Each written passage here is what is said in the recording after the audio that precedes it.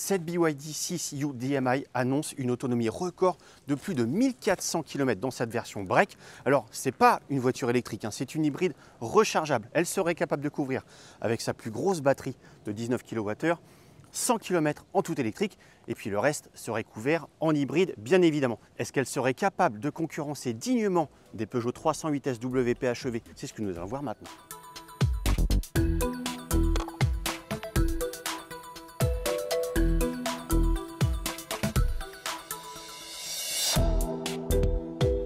Alors on ne va pas s'attarder sur le look de cette voiture qui est assez banal, qui a surtout pour objectif de plaire à tout le monde, au plus grand nombre.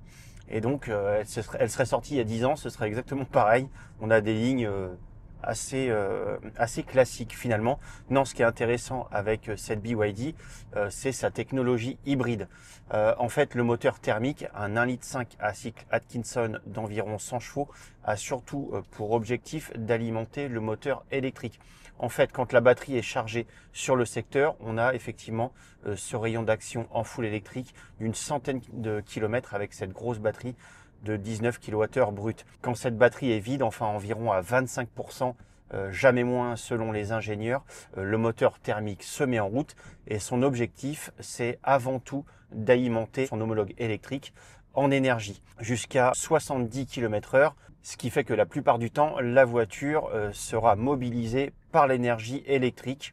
En fait, on appelle ça un fonctionnement hybride série.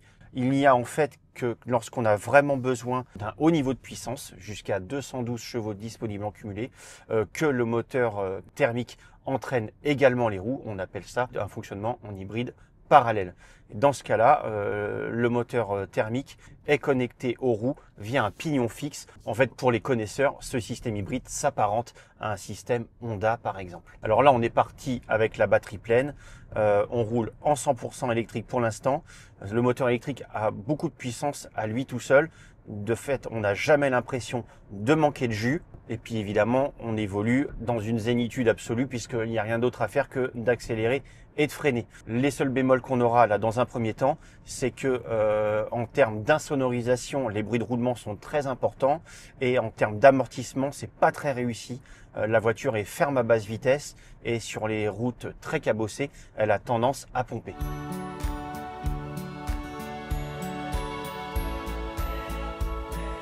Et nous arrivons au terme de notre première boucle d'essai, boucle que nous sommes parvenus à parcourir quasiment intégralement en tout électrique. On a roulé, pour tout vous dire, 90 km sans brûler une seule goutte d'essence, ce qui devrait permettre à de nombreux automobilistes de réaliser tout ou partie de ces trajets quotidiens dans un silence quasiment absolu. Là, le moteur thermique s'est mis en route et il est plutôt assez discret. Allez, on va faire une petite pause et puis on va vous parler tout de suite de l'intérieur.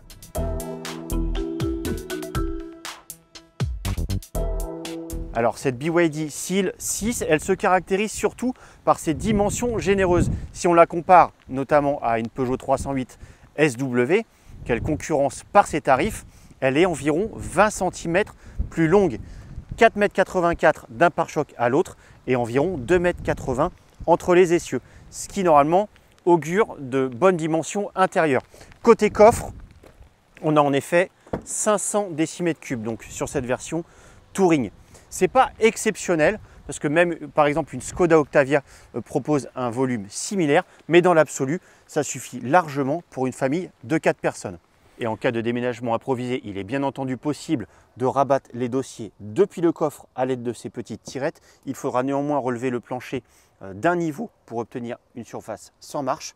Dommage, les dossiers ne forment pas une surface totalement horizontale quand ils sont rabattus. Allez, maintenant, il est temps de passer dans l'habitacle.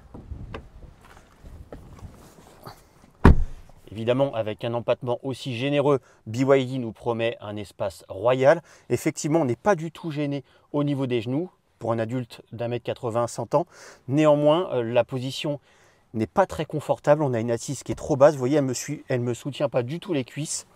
Et je manque terriblement d'espace sous les sièges pour glisser les pieds. Allez, maintenant, il est temps de passer à l'avant.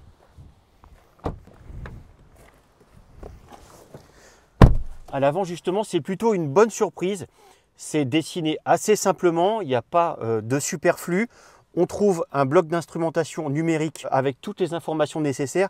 Seul petit bémol, les écritures sont vraiment toutes petites, il faut vraiment froncer les sourcils pour voir quelque chose.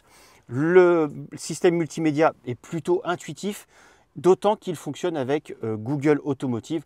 Donc ça, en termes de connectivité, ça reste ce qui se fait de mieux. On regrettera l'absence de boutons, notamment pour les réglages de chauffage. Ça, c'est vraiment un problème que certains constructeurs ont. On veut rester sur un design simple, mais en contrepartie, on a une ergonomie compliquée. Autre bon point, les rangements de la voiture. On a des bacs assez larges. On a un grand rangement ici sous la console surélevée. Et enfin, on a une recharge de smartphone par induction assez puissante. Même en utilisant les applications du smartphone, on arrive à regagner de la batterie assez rapidement. Alors c'est parti pour notre deuxième boucle d'essai. Cette fois, la batterie est donc totalement vide. On évolue en mode hybride.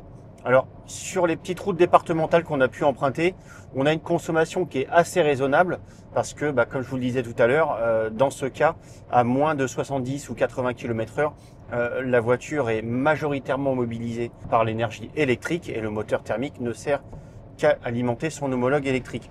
Du coup, en termes d'efficience, c'est vraiment pas mal du tout. On a pu constater des consommations entre 4 litres, 4 litres 5 au 100 km, donc c'est vraiment pas mal. Maintenant, on est sur autoroute, parce que c'est ça qui est important aussi avec une hybride rechargeable, c'est de pouvoir voyager sans trop consommer.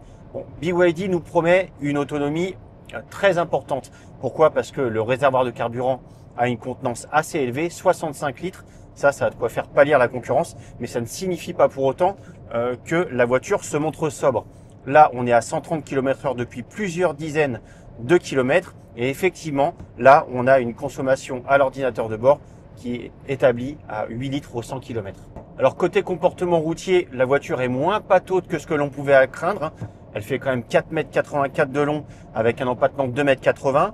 Donc, on pouvait craindre une certaine paresse dans les virages. C'est pas du tout le cas. Et en plus, on a un comportement assez neutre, notamment lors des évitements d'urgence. La voiture est plutôt équilibrée. De fait, on n'a pas trop à craindre des réactions trop vives et trop brutales. Globalement, la voiture est assez sereine. Il ne faut pas en attendre un comportement routier agile. Elle reste malgré tout assez lourde et dans les passages serrés, surtout quand il pleut, l'avant a tendance quand même à écarter largement la trajectoire. Donc il faudra lever un petit peu le pied dans les lacets très sinueux. Sur l'autoroute, la voiture est globalement assez confortable. Gros bémol toutefois, là encore au niveau de l'insonorisation, on avait des bruits de roulement très élevés sur départemental. Et là, on a des bruits d'air qui s'y ajoutent à 130 km/h. Je ne sais pas si vous entendez, mais au niveau des rétroviseurs et des montants de pare-brise, on a des bruits assez importants. Ça y est, notre trajet autoroutier est arrivé à son terme. On a eu des passages plus plats avec des portions limitées à 110 km/h. De fait, la consommation a diminué et on constate à l'ordinateur de bord 7,4 litres au 100 km. Pas de quoi faire une vraie différence par rapport à un modèle thermique classique.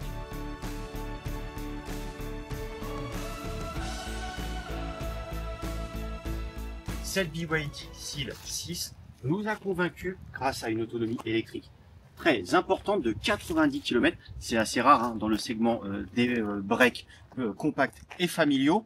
En plus, il est très doux à l'usage et se montre en mode hybride 100 ans, plutôt économe en carburant, en ville et sur route. Sur autoroute, pas de miracle, on est à plus de 7 litres au 100 km. Cela posé, la voiture offre un comportement assez serein. On lui reprochera toutefois un confort très limité, notamment à cause des suspensions fermes et de son manque d'insonorisant. Concernant les tarifs, on est à 43 180 € minimum pour cette grosse batterie de 19 kWh brute et 44 180 € pour cette version équipée notamment de jantes spécifiques et du grand écran central. C'est sûr, ça reste cher dans l'absolu, mais compte tenu du niveau d'équipement et de l'autonomie électrique proposée, cela reste très bien placé, surtout face au modèle européen.